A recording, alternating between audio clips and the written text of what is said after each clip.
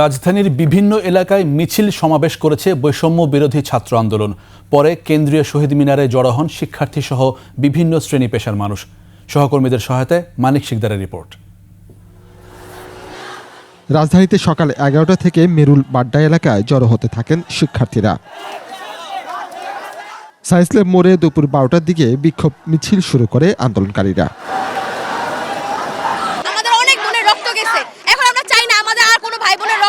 প্রত্যেকটা জীবন মূল্যবান, প্রত্যেকটা স্থাপনাও তেমন মূল্যবান।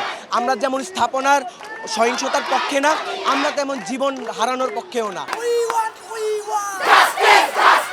মিরপুর 10 নম্বর গোলচত্বর এলাকায় শনিবার বেলা 2টা থেকে বিক্ষোভ শুরু করে আন্দোলনকারীরা। ছাত্র আন্দোলন ঘিরে সহিংসতায় নিহত, গণগ্রেপ্তার ও হয়রানির প্রতিবাদে ব্যান্ড সঙ্গীত শিল্পীরা বিকেলে ধানমন্ডি রবীন্দ্র সরোবরে জড়ো হন। সেখান থেকে সংহতি জানাতে সঙ্গীত শিল্পীরা শহীদ মিনারে যান। এর আগে সকাল থেকেই বৃষ্টি উপেক্ষা করে শহীদ মিনারে আন্দোলনকারীদের সমাগম দেখা যায়। বেলা গড়াতে সমবেত হন শিক্ষক, শিক্ষার্থী, চিকিৎসক, রিকশা চালক থেকে বিভিন্ন পেশাজীবী মানুষ। এছাড়া রাজধানীর আরও বিভিন্ন এলাকা থেকে শহীদ মিনারে জড়ো হয় ছাত্র জনতা। মানিক শিকদার, 21 টেলিভিশন, ঢাকা।